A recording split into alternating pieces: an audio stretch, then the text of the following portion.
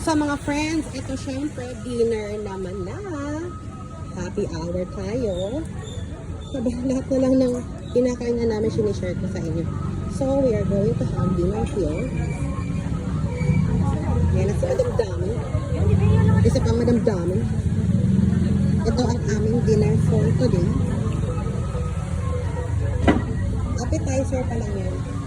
At ang social ng kanilang buho, meron pa talaga silang pa-branding. Mamaya pag dumating na yung food, I'm gonna share to you as well. Masarap pa ang kanilang kamatis. Kamatis na. Ano masasabi mo sa kamatis nila? Fresh ba? Mura kasi pala kasi dahil yung serving. Ulit naman ba? Masarap naman. This is Vietnamese spring roll. Natikman mo na? Masarap ba? Hindi pa. And this is calamari. Alam, natikman mo na ba? Alin Ang mo? Vietnamese spring roll.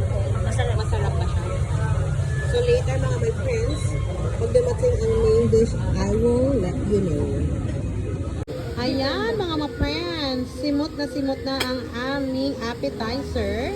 Sakto dumating na ang aming main dish for tonight. Yeah, this is my food.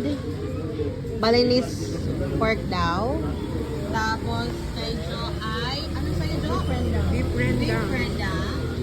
Sa akin wala. Kay Madam Damin, Wala, gutom ayan na sa ako. kanya. Ano lang? Invisible. Buko lang yung akin. Sa wakas, dumating na din ang order ni Madam Damin. That is Looks nice. chicken. And this is the soup. What kind of soup is this? Green papaya and green jackfruit. Green papaya and green jackfruit. Thank you so much. Yan, this is our food for tonight. Mubo na ako. Mga ma-friend, ito pala ang view ng aming restaurant. Ngayong gabi, hindi siya masyadong hindi talaga siya close to nature. Nasa may kalsada lang siya. And ako, ayan na, tapos na akong kumain. Naubos ko yung food ko. Masarap naman siya. Ito po, masarap ba yung pagkain mo? Yes, masarap. Masarap. Ikaw, madam, masarap ba yung pagkain? Masarap naman. Hindi ka nag-rise tonight, madam. Kaya ba yan hanggang bukas? Kaya, Magso-survive? yes. Ayan. See you on our next food trip. Bye-bye.